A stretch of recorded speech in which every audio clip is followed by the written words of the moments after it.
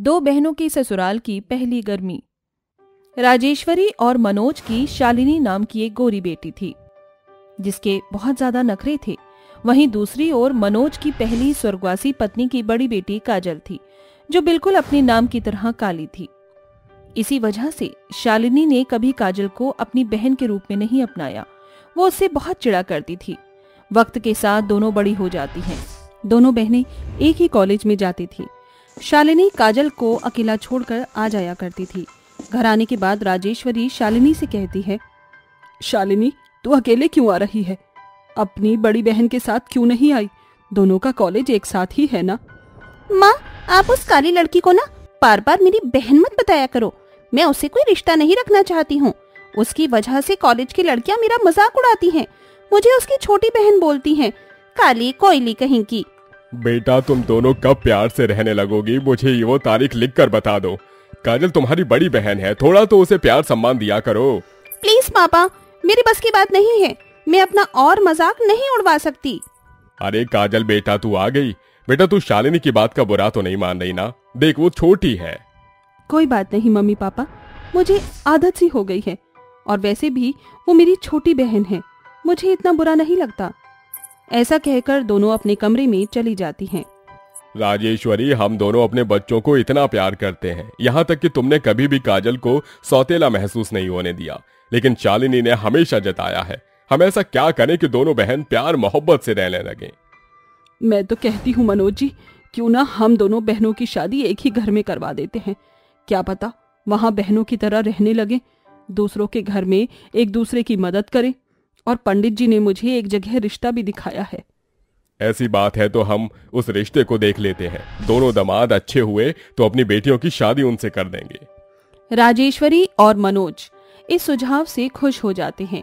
फिर कुछ ही दिनों में सावित्री के दो बेटे प्रीतम और किशन को देखकर अपनी बेटियों के लिए रिश्ता पक्का कर देते हैं और शुभ मुहूर्त देखकर अपनी दोनों बेटी की शादी प्रीतम और किशन से कर देते हैं।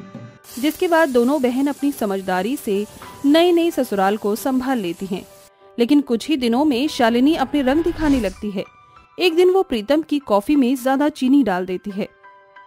खुद को बहुत समझदार समझती है ना मेरी बड़ी बहन कल्लो माई, लेकिन मैं इसे चैन से ससुराल में भी जीने नहीं दूंगी। अभी जेठ जी की इस कॉफी के पीछे जो सुनाएंगी ना, इसे मजा ही आ जाएगा।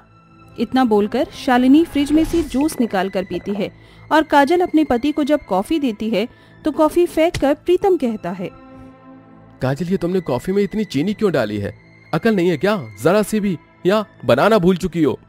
अजी, मैंने आपके लिए एक ही चम्मच चीनी डाली थी, फिर इतनी ज्यादा कैसे हो गई? शर्म करो, झूठ बोलने की भी कोई हद होती है। पता नहीं कहाँ ध्यान लगा रहता है तुम्हारा। ठीक से खाना पीना भी नहीं बनाती आजकल। एक तो तुम्हारी काली सूरत होने के बाद भी मैंने तुम्हें अपनाया। कम से कम मेरी जिंदगी और झंड मत करो। माफ कर दीजिए, अब मैं दोबारा ऐसा नहीं करूंगी।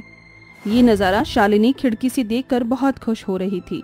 वहीं कुछ देर बाद जब काजल पोंछा लगा रही थी तभी शालिनी चुपके से वहां और पानी डाल देती है। अब मजा आएगा जब माँ जी यहाँ आकर फिसल जाएंगी और मेरी प्यारी बड़ी काली बहन और जेठानी को खूब सुनाएंगी, तो मेरे दिल को सुकून पहुँचेगा। इसने मेरी शादी से पहले जिंदगी बर्बाद करी थी, मैं इसे ससुराल वाली जिंदगी बर्बाद कर दूंगी। तभी सावित्री वहां आते ही रपट जाती है। आई मोरी मैया, मैं तो गिर गई कृष्ण कन्हैया, मेरी टूटी कमरिया। अरे बाप रे बाप, कोई तो उठाओ। ओ कलूटी, अच्छा तो तू यहाँ पोछा लगा रही है? ठीक से काम करना नहीं आता? तोड़ दी ना मेरी कमर। अरे माँ जी, आप यहाँ पर कैसे गिर गई? मैंने तो अभी यहाँ पर सुखा दिया था। माफ कर दीजिए, मुझसे गलती से हो गया। करम जली कलमुही कहीं की, एक काम ठीक से नहीं होता तुझसे। एक तो अपने काली बेटी को तेरे माँ बाप ने मुझे मर दिया। माँ जी, मैं आपको कमरे में चलकर दवाई लगा देती हूँ, आइए। कमरे तक ले जाते जाते सावित्री काजल को बहुत खरी खोटी सुनाती है। वक्त गुजरता है।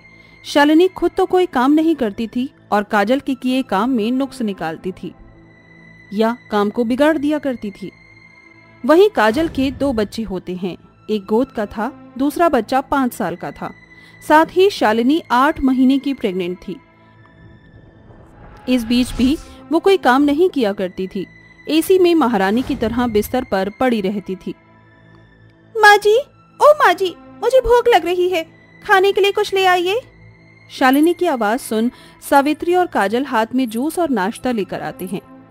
माँ जी, मैंने आपको बुलाया था, अपनी काली बहन को नहीं। अगर इसका परछावा मेरे बच्चे पर पड़ा तो मेरा बच्चा भी इसकी तरह काला हो जाएगा, जो मैं बिल्कुल नहीं चाहती। अरे बहू, इतना कड़वा होना भी ठीक बात नहीं है। आखिर वो तेरी बहन है, सौतेली ही सही और जेठानी भी, कुछ तो सम्मान दिया कर। माँ जी, कोई जबरदस्ती है क्या जो मैं इसको अपनाऊं? बहुत हो गया, अब अपनी बहन को इस घर से निकाल कर ही रहूंगी। कोई बात नहीं माँ जी, मैं अपने कमरे में चली जाती हूँ। मुन्ना भी रो रहा है और रूही भी स्कूल से आ गई है। ये कहकर काजल अपने बच्चों को संभालने लगती है। वहीं शालिनी अपनी जरूरत के हिसाब से काजल को अपने कमरे में बुलाती थी, उससे पैर भी दबवाती थी। रात को प्रीतम के सोते समय उसका बेटा रात भर रोता है, जिससे वो नींद पूरी नहीं ले पाती। शालिनी रूही को प्रीतम की इम्पोर्टेंट फाइल दे देती है, जिसका वो एरोप्लेन बनाकर खेलती है।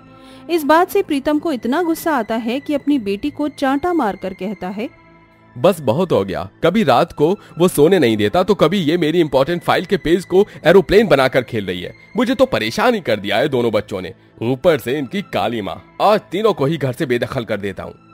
अरे आप इतनी सी बात के लिए उसे क्यों मार रहे हो? बेचारी रो रही है, माफ कर दीजिए। बेचारी है? हाँ, बाहर जाकर रहना।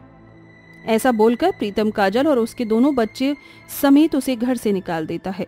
काजल बहुत मिन्नतें करती है, लेकिन प्रीतम उसकी एक बात नहीं सुनता। जिसके बाद काजल अपने दोनों बच्चों के साथ बाहर भटक कर बारिश आने पर एक पाइप के अंदर रहने लगती है। मम्मी, पापा ने मेरी वजह से आपको और मेरे भाई को घर से निकाल दिया ना।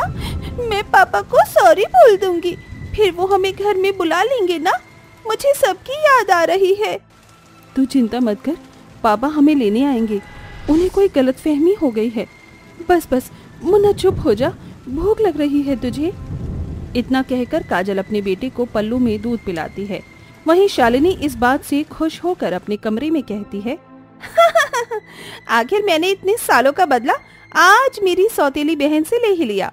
उसे और उसके बच्चों को इस घर से बेघर कर दिया। अब यहाँ सिर्फ मेरा राज होगा और मेरे होने वाले बच्चे का। अच्छा है मैंने उस काली कलूटी की बच्ची को जेठ जी की फाइल दे दी। क्या ये सारी हरकत शालिनी तूने की है? तुझे शर्म नहीं आती? सुन लिया ना प्रीतम बेटा तूने। शालिनी, तुमने ऐसा क्यों किया? मेरी भी बुद्धि इतनी भ्रष्ट हो गई थी कि मैंने अपने छोटे छोटे दोनों बच्चों और अपनी पत्नी को बेघर कर दिया। माँ, मैं उन्हें लेने जा रहा हूँ। जा बेटा, मेरी बहू को लेकर आ। शर्म आती है मुझे तुम पर शालिनी कि तू मेरी बहू है। कम से कम गर्भवती के समय में तो उसके बच्चे का ख्याल रख लेती। ऐसा कहकर दोनों उसके कमरे से बाहर निकलते हैं। इतने में शालिनी को लेबर पेन होता है और दोनों उसे हॉस्पिटल ले जाते हैं। फिर प्रीतम काजल को ढूंढकर उसे भी हॉस्पिटल ले आता है, जहां शालिनी को एक प्यारा सा बेटा होता है। और होश आने के बाद वो अपनी बड़ी बहन से कहती है, काजल, मुझसे बहुत बड़ी गलती हो गई है। जो मैंने जिंदगी भर तुमसे नफरत की और जो तुम्हें घर से बेघर करवा दिया, वो तो माफी के लायक भी नहीं है। समझ में नहीं आ रहा किस मुंह से माफी मांगू। शालिनी, तूने मुझसे माफी मांग ली, यही मेरे लिए बहुत है। तू मेरी बहन है, मुझे तुझसे कभी बैर नहीं था और ना आज है। इतना कहकर दोनों बहन एक दूसरे के गले लगती हैं, जिसके बाद शालिनी सुधर जाती है और अब दोनों बहन प्यार से हंसी खुशी अपने ससुराल में रहने लगती हैं।